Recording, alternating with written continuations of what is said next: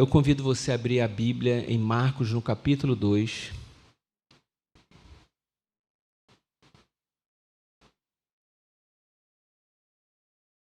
Nós vamos expor o texto. É um texto comprido, um texto longo, mas eu acredito que a gente consiga fazer a exposição. E se não der tempo, eu paro, a gente continua domingo que vem, né? Mas Marcos, capítulo 2, a gente vai conseguir aqui expor nessa manhã.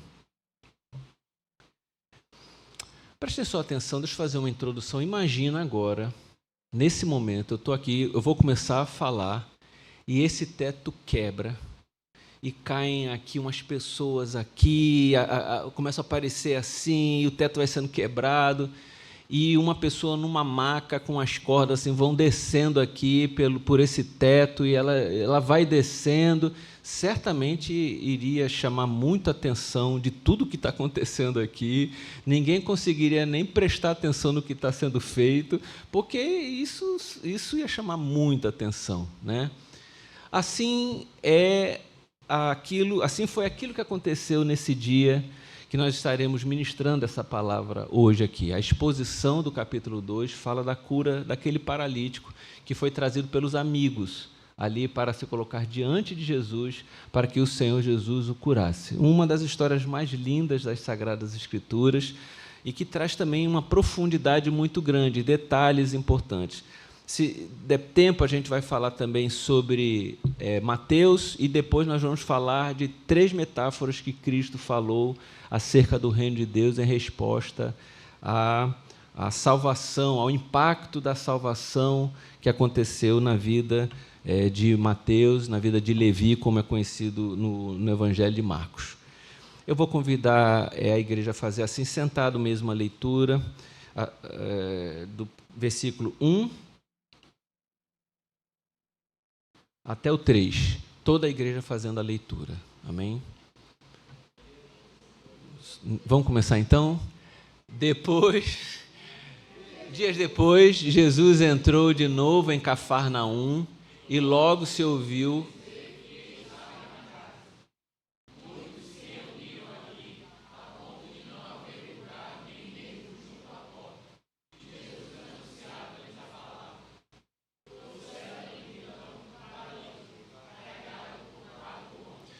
Vamos fazer uma oração? Peça para que o Senhor ilumine esse momento, né? Tudo aqui depende da ação do Espírito Santo, para quem prega, para quem ouve.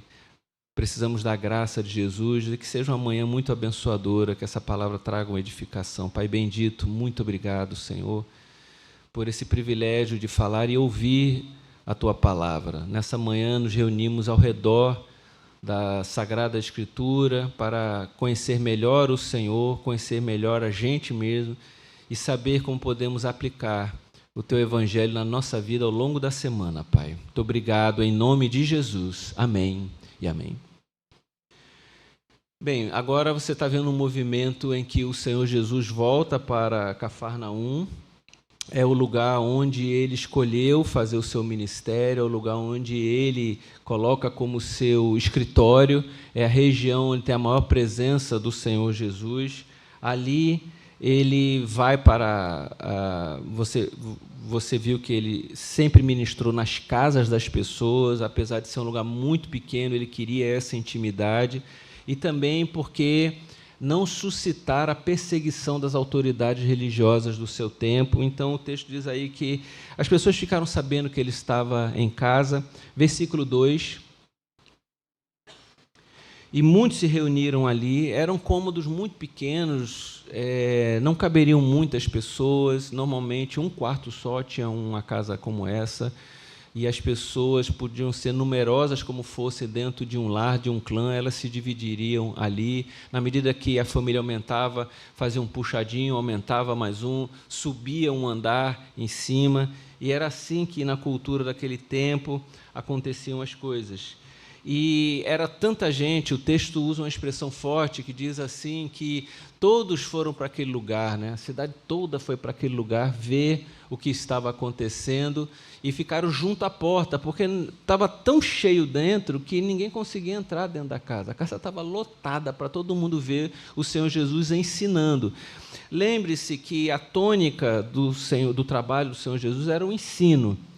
Milagres e as outras conversas aconteciam ao redor e durante essa atividade dele, mas ele era um mestre da palavra, então ele ia para um lugar para pregar a palavra e ensinava, todo mundo ia ver ele ministrando a palavra, e ali as ministrações do Espírito Santo aconteciam também na vida das pessoas, ali pessoas eram curadas, ali os eventos, a dinâmica do reino acontecia, mas ele era um pregador da palavra de Deus. Ele mostrava no Antigo Testamento, que era o texto que existia na época, né? A Septuaginta era a tradução que tinha nas mãos dele, e ali ele trazia o texto e falava sobre o texto, falava sobre o Pai, mas ele se apresentava como o Messias que estava apresentado no Antigo Testamento. E isso certamente era um choque muito grande, porque ele fala o tempo todo, eu sou o Filho do Homem, que é a expressão dos profetas para se referir ao Messias prometido. E ninguém tinha se arvorado para isso assim com tanta coragem, né, trazido para si. Falsos profetas haviam aparecido, mas as pessoas tinham medo até da sua própria vida em ter que dizer que era o Messias prometido. E ele estava afirmando na sua pregação que ele era o cumprimento da profecia messiânica do Antigo Testamento. Versículo 3, trouxeram-lhe então um paralítico carregado por 4 homens, e não podendo aproximar-se de Jesus por causa da multidão, o que é que aconteceu? Eu já estou lá? O que é que aconteceu?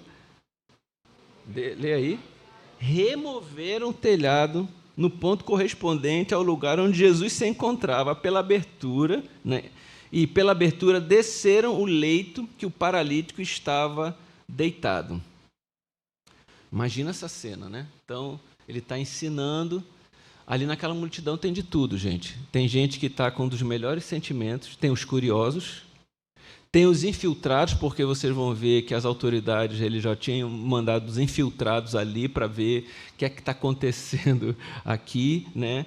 E tinha gente que era crítico mesmo, estava ali, era para ver o que ia acontecer e criticar e condenar. Aí vai descendo esse paralítico no leito dele. Essa maca, provavelmente era a própria maca, era a própria cama dele. Ela não era uma maca assim só para ser usada naquele momento.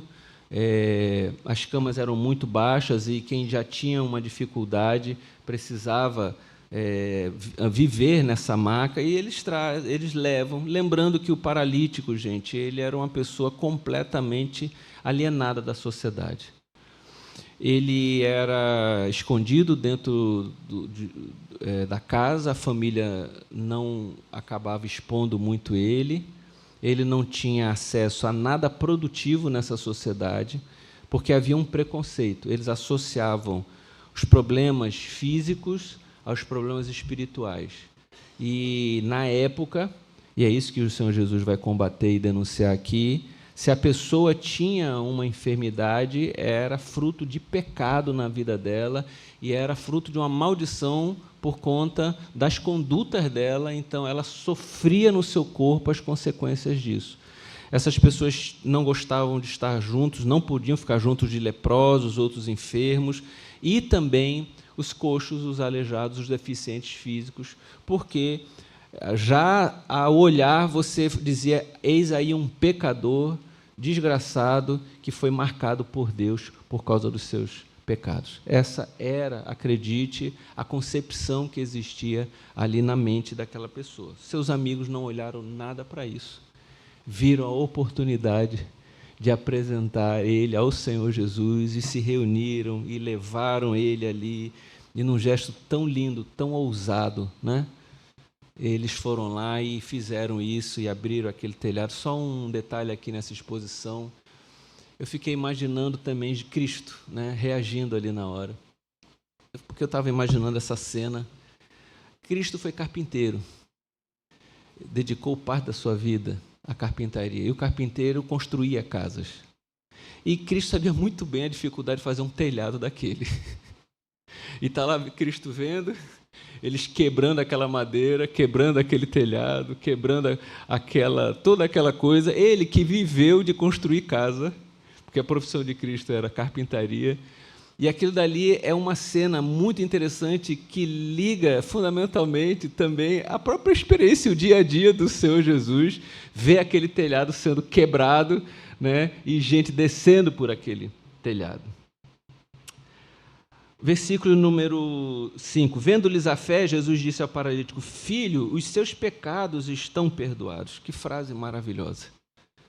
Filho, os seus pecados estão perdoados. Ele olha e ele fala isso claramente, uma resposta completa à percepção que as pessoas tinham sobre a doença dele ligada ao pecado. Ele já olha, fala: Filho, os seus pecados estão perdoados. Versículo de número 6. Alguns escribas estavam sentados ali e pensavam em seu coração. Imagina, aquelas pessoas que não aceitavam o que Cristo, né, era, porque Cristo estava se arvorando ser o Messias, eram inimigos da fé cristã, faziam parte da plateia. Os escribas eram os assessores dos líderes religiosos ali. Eles eram aqueles que documentavam coisas, faziam as transcrições, e eram assessores pessoais dos fariseus, dos líderes, né, do sinédrio também. Eles tinham essa função, e eles estavam espalhados na cidade, eles eram enviados também pelo poder central em Jerusalém e acompanhavam toda a atividade que existia. Você pode lembrar que a estrutura política maior daquela região era o Sinédrio. O Sinédrio era a Suprema Corte daquele tempo, eram formados por homens religiosos. E esses representantes dessa Suprema Corte, os representantes do Sinédrio, estão ali dentro daquela casa, vendo Jesus fazendo isso. E onde é que eu parei? Versículo o quê? Tem um departamento infantil lá, viu? Lá dentro. Se quiser ficar lá com as tias lá, viu? Fiquem à vontade lá. Lá ele vai gostar mais do que ficar aqui. Mas vamos prestar atenção aqui.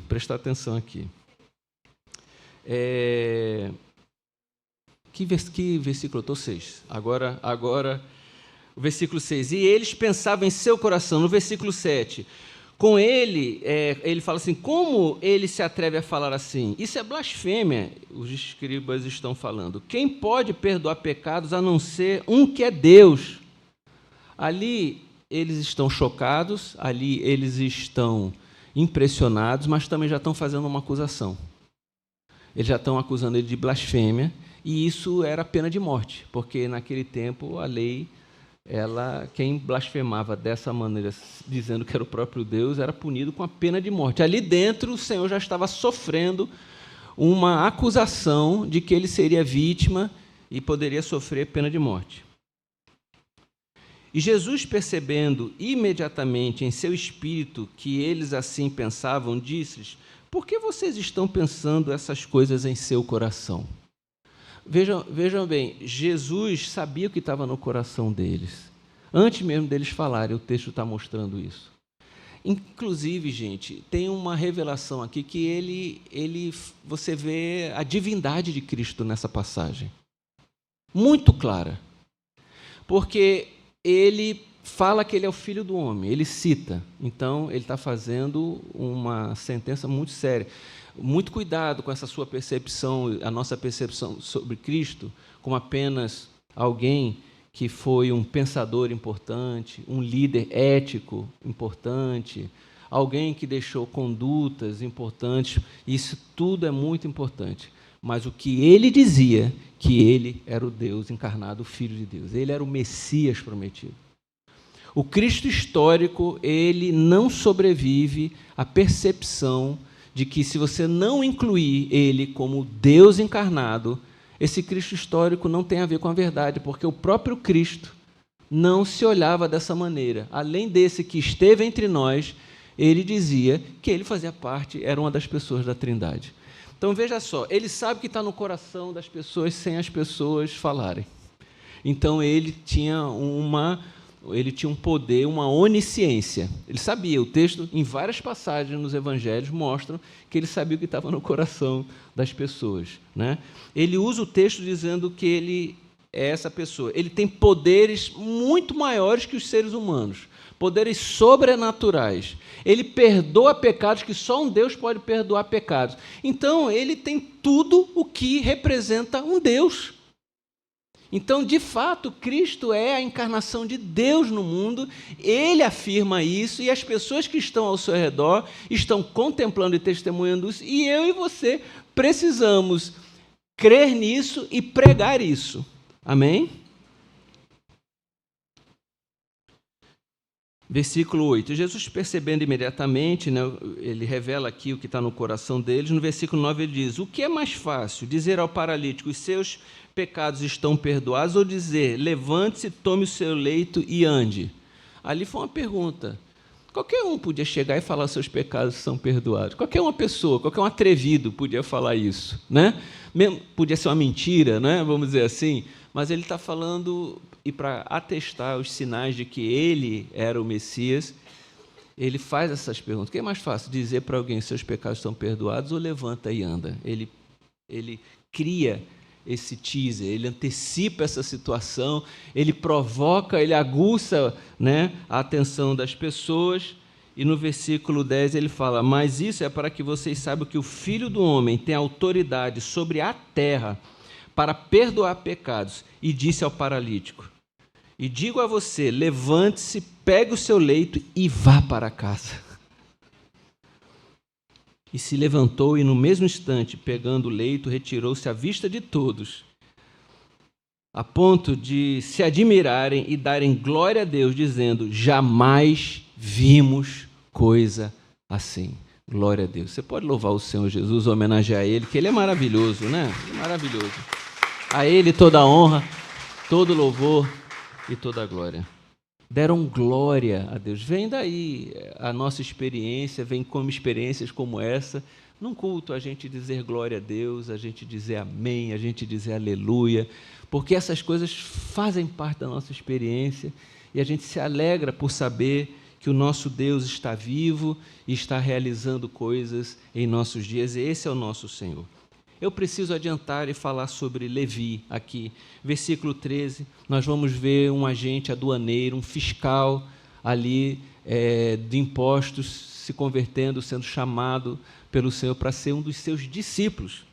De novo, Jesus foi para junto do mar e toda a multidão via o encontro dele e ele ensinava. Quando ia passando, viu Levi, filho de Alfeu, sentado na coletoria e disse, siga-me. Ele se levantou e o seguiu. Achando-se Jesus à mesa na casa de Levi, então veja, já há uma mudança. Acontece essa experiência, ele segue, mas ele traz Jesus para dentro da sua casa. É o primeiro sinal da conversão de Levi. Ele traz para dentro da sua casa. E aí, quando ele chega em casa, né, essa história ela acontece ali. Achando-se Jesus à mesa na casa de Levi, estando junto com ele, com os seus discípulos, muitos publicanos, pecadores, porque esses eram muitos e também o seguiam. Os publicanos eram considerados uma escória da sociedade, um estorvo. Eles eram o que havia de pior na cabeça dos hebreus ali. Porque eles eram traidores. Eles tiravam impostos para enviar para Roma, que era o império que ali estava sobre eles. Havia um outro sentimento terrível, porque a família de Herodes se mantinha no poder por conta desse acordo com o Império Romano, porque se o Império Romano não quisesse, tirava a família de Herodes do poder na hora, tinha varrido a família de Herodes do poder. Então, o dinheiro ia para Herodes e ia para o Império Romano. Então, assim, havia um duplo sentimento de profunda raiva ali naquele povo em ter que dar 1 centavo de imposto. Gente, pagar 1 centavo de imposto já é difícil, não é não? A gente se anima, né, quando a gente sabe se tem um governo assim que aplica muito bem, né, que oferece recursos assim e transforma o dinheiro em coisas muito boas. Há nações no mundo, acreditem no que eu vou falar, que seus cidadãos têm prazer em dar imposto e pagar o imposto, porque cada centavo que eles pagam é convertido para a melhora do seu povo. Eu penso que não é muito bem aqui o que a gente sente. E pior ainda é esse sentimento aqui que eles tinham. Porque, além de não ser aplicado em nada para eles eram miseráveis, a Palestina era um lugar muito pobre, muito pobre. Quem era rico era gente como Levi, que era o cobrador de impostos. Alguém a serviço de Herodes e a serviço do Império Romano. Eles eram odiados. Resumo, eles eram odiados. E essa casa está cheia das pessoas odiadas. Ele chega lá e está todo mundo na casa de Levi, de Mateus. Eles estão lá. Essa diferença de Levi e Mateus, é só lembrando para vocês, é que o nome Mateus é o nome grego e o nome Levi é o nome hebraico. Você vai ver muito isso nas Sagradas Escrituras, porque, na experiência que eles tinham, era muito comum ter um nome para se apresentar para o mundo gentílico e um nome para apresentar para o mundo hebraico. Mas o significado deles são significados ou iguais ou muito parecidos, né? Isso é o tempo todo. Cuidado para lembrar que, quando a gente fala assim, que Abraão mudou o nome, ele realmente mudou o nome, mas Saulo não mudou o nome. Algumas pessoas, já vi pessoas, porque depois que ele se converteu passou a ser Paulo. Não, ele continuou sendo Saulo, porque o Saulo era o nome grego e Paulo era o nome latino dele, ele era conhecido das duas maneiras. Então, nesse estudo bíblico, é importante a gente lembrar dessas questões também aqui. Por isso que você vai ver Levi e Mateus o tempo todo sendo citados, mas são as mesmas pessoas. Tem muito a ver com para quem a carta, para quem o evangelho está sendo escrito. Eles queriam atingir pessoas, e aí você sabe o termo que ele vai usar ali na hora. E ali os amigos dele sentados, e assim, um judeu não podia sentar na mesa com os pecadores. Ele não podia fazer parte disso. Ele seria denunciado, seria expulso da sinagoga, ele poderia ser banido daquilo, até sofrer uma sanção muito severa contra ele. E Jesus está lá sentado na mesa. Levi agora é convertido, é discípulo, vê só, é discípulo de Jesus, é apóstolo de Jesus, e está lá sentado na mesa. E ele está lá conversando e falando do reino de Deus, e comentando sobre as coisas do reino. E aquele rapaz ali, aquela pessoa, eu falo rapaz porque quem viu Chosen, né, a série Chosen, né, ele aparece lá, a gente acaba criando, né? Eu achei o personagem do Levi muito feliz, gente, assim. Eles criaram, para quem assiste a série Chosen, é muito legal o perfil que eles criaram ali para o Levi. Então, está lá Levi recebendo as pessoas, recebendo o evangelho no coração, na sua casa, e, curiosamente, abriu a sua casa para que pessoas pudessem conhecer a Jesus. Fez questão de apresentar aos seus amigos quem era o Senhor Jesus. Versículo 16. E os escribas dos fariseus, aqui até revela essa relação, né? Eles eram assessores dos fariseus. Então, os escribas dos fariseus, vendo Jesus comer em companhia dos pecadores e publicanos, perguntavam aos discípulos dele: por que ele come e bebe com os publicanos e pecadores? Tendo ouvido isto, Jesus lhe respondeu: os sãos não precisam de médico, e sim os doentes. Eu não vim chamar justos, e sim pecadores. Certamente, gente, ele está falando já do tipo de impacto que a mensagem dele ia produzir, porque você está conversando e tratando desse diálogo com pessoas que se achavam perfeitas e santas. Esses que estão acusando o Senhor Jesus usaram da religião para se acharem completamente perfeitos. E o Senhor Jesus está falando assim, tipo assim, eu não vim por causa de vocês não, gente. Eu não vim para quem se acha perfeito. Eu vim para quem precisa de mim. Amém? Eu vim para quem precisa de mim. É isso que eu sempre falo sobre o segredo da nossa fé. A fé, acima de tudo, ela continua sendo todos os dias para aqueles que precisam de Jesus, porque ele veio aqui para perdoar pecados. Você precisa que seus pecados sejam perdoados? Ele veio para te salvar. Você precisa do seu Salvador? Todos nós, segundo as Sagradas Escrituras, todo mundo precisa desse Salvador. Ele veio aqui para ser esse Deus presente, o Deus Emanuel, um companheiro, na pessoa do Espírito Santo, fruto da sua unidade com Ele, está conosco todos os dias. Eu preciso desse companheiro todos os dias da minha vida. Há muitas coisas que nós precisamos dele. Então, o Evangelho não é para quem se acha. O Evangelho é para quem precisa. Amém, gente? E quanto mais a gente continuar dizendo, eu preciso mais de Cristo, nós vamos ter na nossa vida.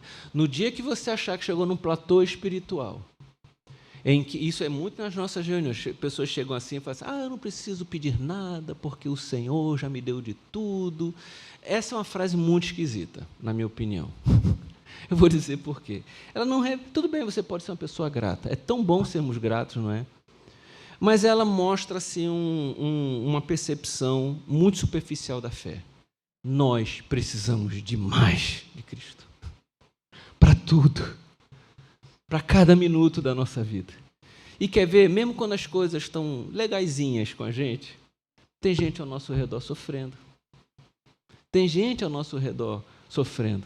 E quando não é a gente que está sofrendo, que é muito difícil isso não acontecer, tem irmãos, amigos, queridos nossos, que estão sofrendo. E eles precisam ser o alvo das nossas orações. Lembre-se de alguém lá no grupo, lá na reunião de oração. Fale, olha, eu tenho um amigo meu, tenho um parente meu, tenho uma família assim. Ore, ore. Esse tipo de percepção em que pessoas usam da fé para pagar de perfeito, para dar um atestado de perfeição, isso não faz parte da fé cristã. Deixa eu falar uma frase que eu já falei muito no passado, nunca mais falei e vou voltar a repetir. É proibida a entrada de pessoas perfeitas nesse lugar. Porque não existe. Perfeição é na foto do Instagram. Fora a foto do Instagram, dali, é a única hora que tem perfeição. Dali são as dificuldades, gente. As dificuldades, elas aparecem. Casou com alguém, é com essa pessoa que você vai discutir e vai ter briga. Espero que as brigas sejam civilizadas e sejam só no campo da conversa. Arrumou um emprego, é lá que vai ter estresse. E cuidado para não ter um burnout. Ok? Teve filho, é lá que você vai ver grandes dificuldades. Eles vão aparecer, são com aqueles ali que as suas preocupações vão ali serem dadas. A vida é assim. A vida é assim. Viveu, automaticamente todas as coisas que têm a ver com a vida, elas vêm e lhe atingem. A vida não tem outro jeito, é assim. Né? E por isso que ele fala, eu vim para vocês que estão vivos aí. Tem gente... Porque o cara que se arvora dizendo que está perfeito, morreu. Não está vivo. Não precisa mais de um salvador. Né? Vive uma mentira. E nem vive a vida. E nem está vivendo a vida, nem está nesse mundo. Entendeu? Porque foi viver, teve relacionamento, teve saúde que se perde, não é? As enfermidades, teve isso. Nós precisamos de Jesus na nossa vida. Por isso que ele fala, ele mostra dessa maneira. Versículo 18. Ora, os discípulos de João e os fariseus estavam jejuando. Algumas pessoas foram perguntar a Jesus por que os discípulos de Jesus, os discípulos de João, os discípulos dos fariseus jejuam, mas os seus discípulos não jejuam.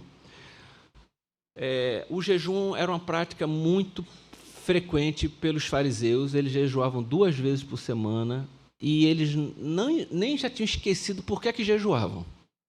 É tipo assim, terça e quinta é dia de jejum. Sabe como é que é?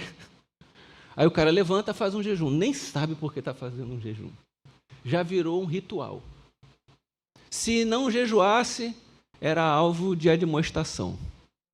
Era repreendido.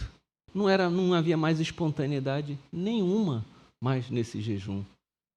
Esse jejum só alimentava a dependência religiosa, esse jejum só alimentava esse senso de independência de Deus. Porque se eu jejuo, eu estou jejuando. Sabe como é que é? Eu estou ficando... Sou eu que estou me fortalecendo. O jejum é para mim. O jejum não é para te aproximar do Senhor. É que esse jejum é para mim mesmo. Esse jejum é para eu me achar o santarrão. E o Senhor aboliu esse jejum com seus discípulos. Os seus discípulos não jejuavam dessa maneira como os fariseus jejuavam. Nós sabemos que existe atividade de jejum, porque outras passagens aparecem os discípulos de Jesus jejuando, e ele incentiva os seus discípulos a jejuarem. Então, lembraram na descida do Monte da Transfiguração, quando uma criança está endemoniada, e o Senhor Jesus olha para os seus discípulos e diz assim: existem castas de demônios, existem tipos de demônios e grupos de demônios que só saem com jejum e oração. Ele explica isso para os seus apóstolos. Então, essa prática do jejum fazia parte, mas não esse tipo de jejum como muita gente faz, gente. Cuidado com esse tipo de jejum. Eu vejo gente jejuando para obter bens materiais. Eu vejo gente jejuando para obter algo. Eu vou entrar no propósito. Vou fazer uma corrente de não sei quantos dias para ganhar algo. O jejum não foi feito para isso, gente. Jejum é uma experiência devocional. Olha, nesse sábado, eu vou me trancar aqui no meu quarto. Deixa eu ficar lendo a Bíblia. Eu vou escolher uma época aí do meu mês ou da minha semana, seja lá quando for, periódica, eu vou gastar esse tempo. Eu quero ter esse tempo de oração. Eu vou aqui pegar... Tem gente que faz isso. Eu vou para minha casa no interior, eu vou para a casa de alguém, me tranco lá, quero fazer um retiro espiritual. E lá eu vou fazer privação de alimento por causa disso. Ou na minha casa, se você tem esse espaço, eu vou fazer uma privação de alimento. Mas meus irmãos, aquele jejum que a pessoa faz porque faz e diz que estou num propósito de jejum, e esse jejum é para ganhar alguma coisa, isso não faz parte da fé. Essa barganha não tem a ver com a fé cristã, gente. Jejum é para a gente estar mais próximo de Deus, fortalecimento espiritual, é uma disciplina espiritual que fortalece a nossa comunhão com Deus. Amém, meus irmãos? Versículo de número 19. Ele explica: como podem os convidados para o casamento jejuar enquanto o noivo está com eles? Ele está dizendo, olha, os meus apóstolos, os meus discípulos, eles estão no meio da festa do casamento. Eu estou aqui com ele, o Messias está aqui. E você não chega para um convidado e diz assim, fique sem comer, entendeu? Você celebra. Então, nós estamos vivendo uma celebração aqui agora. Nós estamos vivendo o reino intensamente, não dá para parar o reino está em atividade, o reino está acontecendo e a gente não está com tempo de fazer jejum agora não. E ele responde dessa maneira para as pessoas. E ele diz assim, no entanto, virão dias em que o noivo lhe será tirado. Olha o que ele está falando. E então, naquele dia, eles vão jejuar. Ninguém costura um remendo de pano novo em roupa velha, porque o remendo novo tira um pedaço de roupa velha. Como é que é? Porque o remendo novo tira um pedaço, né, da roupa velha e o buraco fica ainda maior. E ninguém põe vinho novo em odres velhos, porque se fizer isso, o vinho romperá os odres. E se perdem tanto o vinho quanto os odres, mas põe-se vinho novo em odres novos. Eu vou explicar as duas metáforas que o Senhor traz, as duas ilustrações. Essa é uma crítica ainda e continua sendo a conversa com os escribas, os fariseus e as autoridades religiosas. Ele está falando assim, gente, é um tempo novo. Chegou um tempo novo da fé de vocês. Vocês não estão entendendo, o Messias chegou, nós estamos numa nova administração. Sabe como é que tem nova gerente na loja? Alguém coloca assim e diz assim, nova administração para a loja e tal. Ele está querendo dizer isso, gente, mudou. E vocês não vão conseguir segurar isso, vocês não vão conseguir segurar essas coisas. Não adianta vocês tentarem fazer assim, uma adaptação disso. Não vai dar certo. Pega uma roupa nova, coloca um pedacinho de um tecido, aquilo vai rasgar a roupa nova, todo mundo vai ver. Não adianta, não adianta esse retalhozinho, esse conserto. Eu não vim aqui fazer uma média com vocês. É muito importante isso na nossa conversão. A nossa conversão, ela não pode ser um retalho. A nossa conversão, a gente abandona a velha vida e a gente assume a nova vida. Não dá para ter um pé lá e um pé cá. Não dá. Tanto religiosamente, tanto quanto do ponto de vista de muitas ideias que a sociedade, valores e princípios que a sociedade manda para a gente, o mundo, o secularismo, a sociedade sem Deus, e tenta nos contaminar. Então não adianta você trazer um pouquinho da religião que você trouxe, um pouquinho de viver assim. Isso não é conversão. Esse é o tipo do acerto que algumas pessoas queriam fazer naquele tempo, e o Senhor já desde o início falou, não, ou você me segue, você pega a sua cruz, você abandona tudo e vem ser um discípulo meu, ou nada feito. É assim que é uma conversão com o Senhor Jesus. Ou esse passado fica para trás, nós nos arrependemos da velha vida e agora olha a expressão, novo nascimento, a expressão que o Senhor Jesus escolheu. Você nasce de novo a partir de agora. A outra questão é que essa nova era do Espírito Santo tem a ver com esses odres. Você pega o receptáculo do vinho e ali você coloca vinho, né? E ele cresceu, ele ficou ali de certo tamanho, ele para ali, certo? Ele não tem como ele crescer mais, com a idade dele, ele não tem elasticidade mais. Se você joga naquele mesmo odre, naquele mesmo receptáculo, um vinho novo, que ainda vai ter vida de fermentação, ele vai crescer, vai ter pressão ali dentro, vai ter um gás ali dentro, o receptáculo não vai aguentar e vai arrebentar e vai estourar. O Senhor está falando o seguinte, não adianta fazer isso.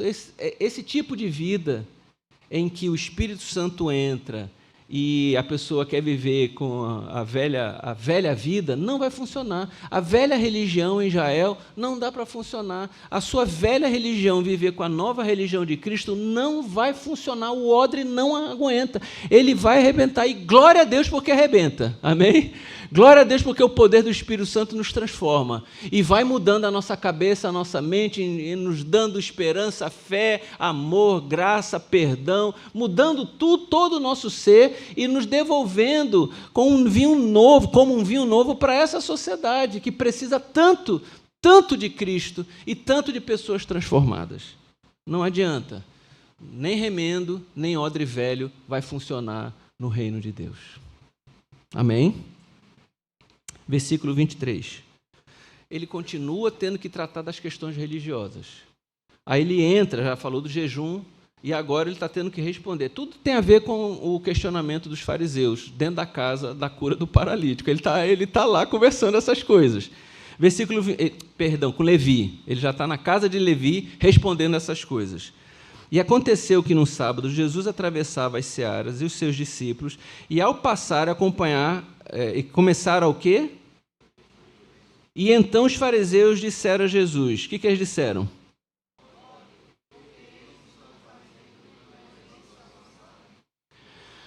No outro dia, Jesus está lá caminhando com os seus apóstolos, e os seus apóstolos estão aproveitando e comendo das espigas da plantação que tinha. Isso não era roubo, isso era permitido, inclusive faz parte do sistema previdenciário de sustentar a sociedade em Israel. Era esse tipo de coisa. Se alguém tinha fome, podia pegar, tinha um limite de pegar as espigas, mas podia fazer. Quem plantava, o proprietário de terra sabia que pessoas poderiam pegar. E quanto a isso,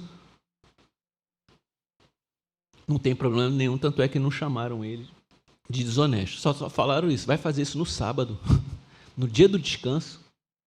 Não pode. No dia descansa todo mundo paradinho. No dia descansa todo mundo orando. No dia descansa todo mundo rezando. Não dá para fazer isso. Era essa a percepção que eles tinham. Cristo dá uma resposta maravilhosa. Fala, olha, gente, o homem não foi feito para o sábado. O sábado que foi feito para o homem. A fé é para servir o ser humano de algo que ele precisa. E não para que ele venha servir a religião. A religião é um instrumento para nos colocar junto de Deus. É o religar, vem a palavra religião, de religar. Uma palavra muito profunda e precisa ser muito respeitada em nossos dias. Parece que alguns não entendem muito essa palavra e alguns banalizam muito essa palavra. Mas religião é religare. O erro é fazer da religião como se nós fôssemos escravos dela. Mas ela serve a um propósito na nossa vida, de nos levar até Deus. Ela foi criada para isso. Lá no céu, vai ter religião? Vai precisar de religião no céu? Não, aqui precisa. Mas nós não fomos criados para ela, nós fomos criados para Deus. Ela que foi criada para cada um de nós. Vamos lá, vamos adiantar. Então, ele mesmo em outro lugar e em outro dia, ele está respondendo ainda às necessidades do que todo o ministério dele sofre com relação à presença desses escribas e fariseus.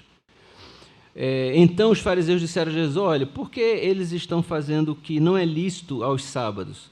Ele respondeu, vocês nunca leram o que Davi fez quando se viu em necessidade e teve fome, ele e os seus companheiros?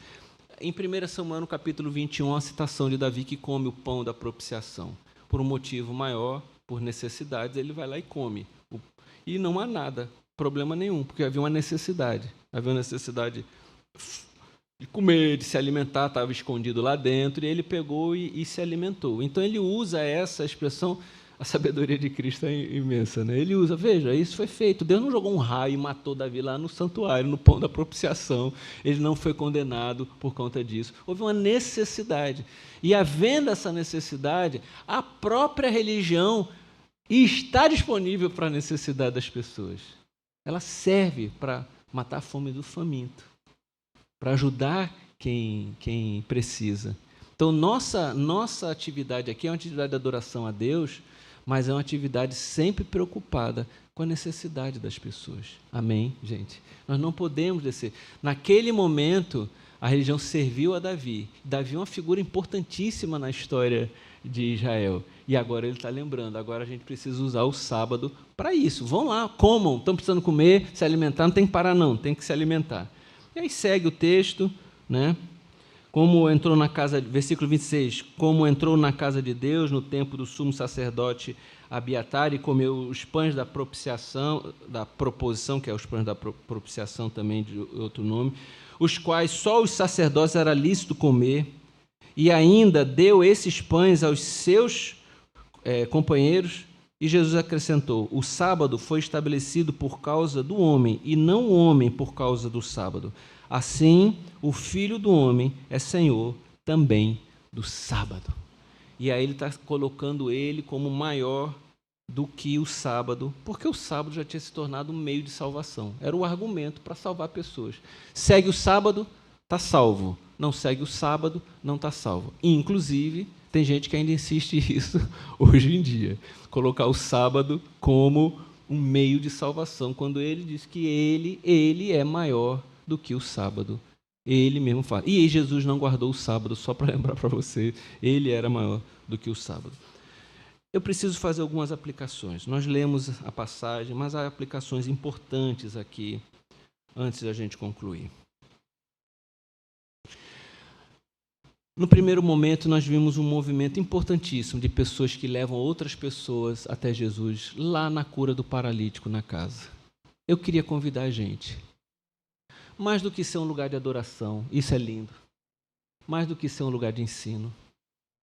Os grupos de vida, mais do que ser um lugar de comunhão, de ensino, de adoração e de oração. Que toda a nossa experiência seja de levar todos aqueles que precisam a Jesus Cristo. De fazer todo o esforço possível para isso. Eles subiram numa casa. Eles quebraram o teto, eles foram muito ousados. Eles tiveram algumas coisas que nós, como cristãos, precisamos ter quando o assunto é evangelizar, quando o assunto é trazer os nossos. Seus amigos, seus parentes, seus vizinhos, seus colegas de trabalho. Assim como nós precisamos de Jesus, eles também precisam de Jesus. Automaticamente, quando você vê as oportunidades aparecendo, fala, mas eu vou te apresentar alguém que pode fazer diferença na sua vida. Alguém que pode mudar a sua vida. Esse é o Senhor Jesus. Traga para os cultos, traga para as atividades. Marque com essa pessoa uma refeição e fale de Cristo para ela. Veja bem, eles tiveram visão, eles tiveram determinação, eles tiveram criatividade, eles exercitaram a fé deles ali naquele lugar. Tudo para trazer pessoas para o reino de Deus. Talvez eu e você olhamos a fé como algo que é um consumo. A gente chega para bater o cartão da fé.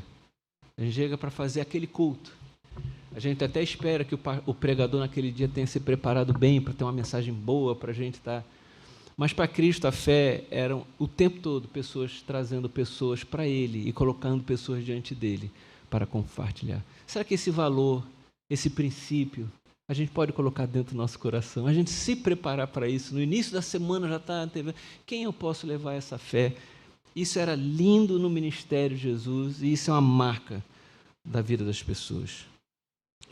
Esse cuidado de ser igreja, ele precisa ter uma atenção especial, porque pode ser que a gente esteja impedindo que pessoas que estão fora entrem.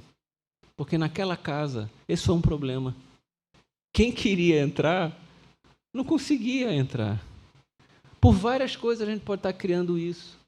Por um tipo de subcultura dentro da igreja, que as pessoas olhem e acham que a gente é um santarrão. E as pessoas não conseguem ver empatia na vida da gente. Se a gente se descolar culturalmente tanto, a gente vai parecer que a gente está em Marte e não está nesse mundo. São questões que precisam ser avaliadas. Nós não somos uma fotografia da década de 30, ou quando o Evangelho chegou aqui em 1906 por uma grande denominação. Nós não somos isso mais. Tem odre novo, amém, gente? Tem coisa nova, tem coisa acontecendo. O que não for pecado, o que não for imoral, né? O que não for, melhor ainda, o que for edificante, tudo isso faz parte da nossa vida aqui. Mas muito cuidado, para a gente não virar um gueto, para a gente não virar uma santosfera, e aqui só entra quem já entrou. Não. Aqui, gente, quem precisa de Cristo, precisa entender que esse é o lugar que a gente vai encontrar Cristo aqui. Amém, gente? Precisa disso. A gente precisa entender isso. Esse não pode ser o local dos fiscais da religião, sabe? Dos fiscais da vida alheia, dos farejadores de pecados na vida dos outros. Não. Aqui a gente está aqui para oferecer Cristo para a vida das pessoas. Amém, gente? Para trazer quem precisa e a gente oferecer isso em nome de Jesus. Amém?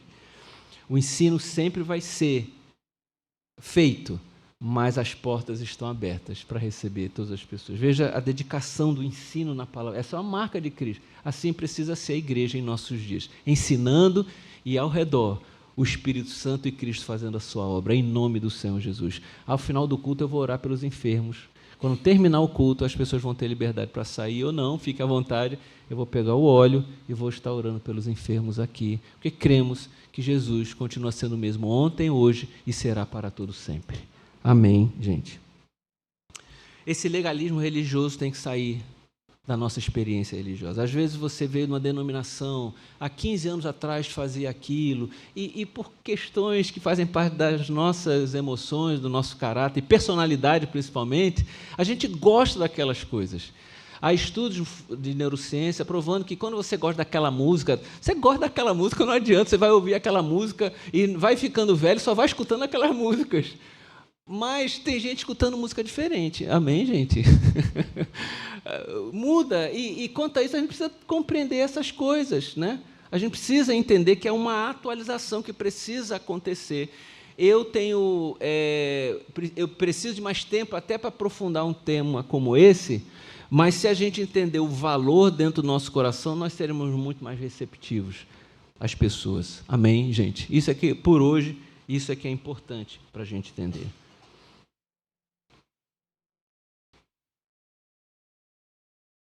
Esse milagre do paralítico, meus irmãos, ele foi um milagre do milagre. Porque o milagre do paralítico não é só a cura, é tudo o que acontece para que aquele homem fosse curado. Vejam só, para a gente entender aqui. O milagre do paralítico, ele tem a ver com uma pessoa que não imaginava que aquilo ia acontecer na vida dele. Tem muita gente querendo que ele seja curado. Eu não sei nem se ele quer tanto ser curado assim quanto os outros. Claro que na pergunta acontece isso, você vê, e nas outras passagens você vê ele interagindo com Cristo nos outros evangelhos. Mas tem Cristo ali para curá-lo, tem os seus amigos querendo. Aquilo é uma atitude, gente, de um milagre enorme. Como eu falei domingo passado, o milagre não é só a lepra, porque no domingo passado foi a cura da lepra. Pior é o que está por baixo da lepra. São as dores que as pessoas têm, são os fracassos, as perdas, o medo da morte, o medo do futuro. A doença já é horrível, mas a doença é muito mais superficial do que tudo que a pessoa vive abaixo disso. É muito profunda a dor da enfermidade. Né? Uma pessoa dessa não estava sendo produtiva para sustentar sua família. Olha, imagina a dor. Você fica preocupado se vai perder o emprego ou se o dinheiro não vai dar no final do mês. Você imagina a dor, a alienação de um homem como esse. E aí, gente, você começa a ver que não importa, que quando Deus quer fazer algo, o impossível acontece. Amém ou não amém? Como é que está a fé de vocês aí? Veja só, quando Deus quer, quando isso se torna a vontade de Deus, quando a nossa oração se torna a vontade de Deus, gente, não há impossíveis para Deus. Quem em sã consciência poderia achar que um milagre desse poderia acontecer? O Messias está ali naquele dia. Pessoas pegam, vamos lá, pega ali junta, quebra o telhado, ousadia dessa. Ninguém, poxa gente, a gente ia fazer isso. Eles fizeram, quebraram aquele telhado. Tá o Filho de Deus ali naquele momento, ele vai lá e cura aquele homem. É muito milagre junto, é muita coisa impossível acontecendo. Mas acredite, é isso que acontece quando pecadores estão na frente do Deus maravilhoso. E não desconsidere a sua oração, porque o teu papel é orar e o papel de Deus é providenciar. Amém ou não? Você pode repetir isso? O meu papel é orar e o de Deus é providenciar. Eu sei lá como ele vai fazer isso. Eu nem imaginava como ele ia fazer na vida desse homem, mas ele fez. Ele fez. Ele fez na vida dele. Eu não sei se você já esqueceu de colocar nos seus pedidos de oração grandes milagres. Volte, ponha na agenda grandes milagres. Coloque lá na sua lista de oração, é uma cura, é uma coisa que os homens não conseguem fazer, só Deus pode fazer. Chegou naquela hora que a gente fala assim, não tem mais o que fazer, o que tinha que fazer a gente já fez. Agora está diante do Senhor, amém, gente? Essa fé cura a gente, porque fora isso, meus irmãos, se nós não tivermos essa fé, nós estamos mortos, nós estamos sobrevivendo nesse mundo, nós estamos no estado desse coxo, e o Senhor quer que, mais do que a própria cura, a gente entenda que Ele é o Deus dos impossíveis, Ele pode realizar coisas na nossa vida. Meus irmãos, ele foi para lá cativo e saiu liberto. Ele foi para lá carregado e saiu carregando. Ele foi para lá para buscar uma bênção e ele recebeu 2 bênçãos naquele lugar. Glória a Deus por isso. Então é muito mais do que cura. Naquele momento, ele foi curado emocionalmente. Porque o texto de Lucas diz assim, mostrando o mesmo evento, em Lucas ele acrescenta, Cristo chega para aquele paraplégico e quando chega para ele, para o paralítico, fala assim, tem de bom ânimo. Então Cristo é uma cura emocional. Ele chega para aquele paralítico, ele cura também mais do que... Ele cura das lembranças. Ele cura psicanaliticamente, psicologicamente, porque ele chama aquele garoto, aquele rapaz, aquele paralítico de filho. Ele chega para ele e fala assim, filho, você sabe o que é a gente ouvir de Deus e a gente restaurar a nossa paternidade com Deus, a nossa filiação com Deus? Porque nós andamos desgarrados nesse mundo. Nós somos materialistas, racionalistas, nosso corte é extremamente longe de Deus. E a gente ouvir Deus falando para você, você é meu filho. Você pode ter o melhor pai do mundo, não se compara com Deus. Ou então é uma cura, porque talvez você tenha tido o pior pai do mundo. Já pensou se esse pai tinha a mesma ideia do conceito da religião da época, falando assim, meu filho, você está aí porque você pecou. Imagina as coisas terríveis que esse rapaz ouviu do seu pai. Pode ter ouvido dele. E agora chega aqui e fala assim, filho, cara, isso para mim isso é transformador demais, porque isso é a pregação do Evangelho. Ele pega criaturas e ele começa a chamar de filhos, meus filhos. Então é uma cura emocional, é uma cura profunda. é uma cura da interioridade, é uma cura espiritual. Ele chega e fala assim: os teus pecados estão perdoados. Ninguém pode perdoar os nossos pecados. Você não tem condição de perdoar os seus pecados. Alguém tem que pagar essa conta por você. Você pode até pedir perdão para alguém, perdoar alguém, mas você, contra as suas afrontas contra Deus, só Deus é capaz de fazer isso. E Ele chega e espiritualmente nos cura. Louvado seja o nome do Senhor. Ele curou fisicamente. Ele chega, levanta e anda. Que autoridade é essa? Para pensar. Você estava assustado com um buraco na parede? Você ia ficar assustado no teto, buraco. Você ia ficar assustado aí vendo esse homem levantando naquela hora, pegando a maca dele e saindo de lá andando. Cafarnaum era desse tamanho, gente. Todo mundo se conhecia. Na Prata, todo mundo se conhece. Imagina ali, todo mundo conhecia aquele homem. Ele pega aquela maca e sai andando naquela manhã. O texto diz que todos ficaram maravilhados. Todos ficaram maravilhados. E ele é uma cura social. Porque o texto diz que Cristo mandou ele voltar para a família dele.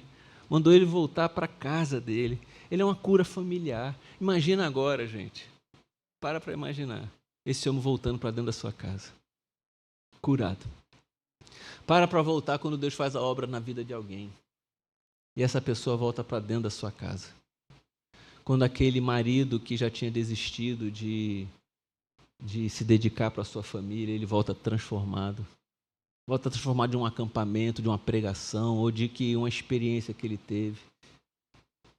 Quando aquela amargura no coração da mulher é dissipada e o perdão entra e agora ela vê vinho novo dentro da vida dela e a alegria volta a tomar como ela era quando era um adolescente, uma jovem, uma criança. Quando aquilo é restaurado na vida, é uma outra pessoa voltando para dentro de casa. E imagine todos os testemunhos que nós temos aqui na Igreja de Jesus de como as pessoas voltaram para sua casa depois que conheceram o Senhor Jesus. Isso é maravilhoso, gente. Tirar a culpa e a vergonha de alguém. Eu não sei você aqui, se você carrega uma culpa, ou se você tem uma vergonha de algo. Ou aí no seu coração você já fez assim, tipo, Deus não vai me perdoar por isso. Eu não tenho perdão para essa determinada coisa. Coisas que você nunca contou para ninguém. Coisas que só você carrega sozinho. Mas eu quero dizer que hoje você chegou no dia aqui em que Jesus está nesse lugar. E Ele tem poder para perdoar os seus pecados. Se você se arrepender e colocar diante dEle.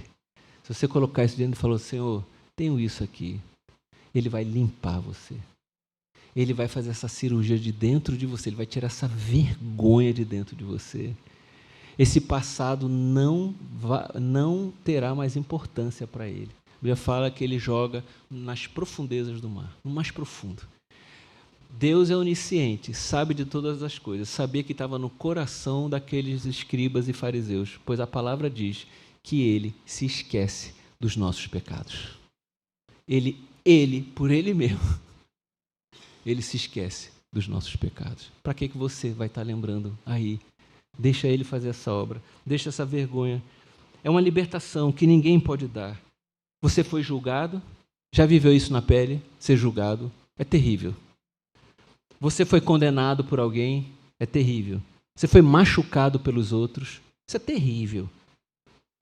Saiba que o seu passado pode ser perdoado e pode ser transformado. Não importa se a sua vida foi despedaçada. Não importa o que a droga fez, o que a bebida fez, o que a sua imaturidade fez, o que a raiva fez, chegou a fazer, o que a ira foi capaz de fazer, não importa o que você fez. O Senhor pode hoje te salvar, colocar o coração dele dentro do nosso coração. Olhar para você e dizer, filha, levanta e anda. E que o Senhor nos abençoe rica e abundantemente.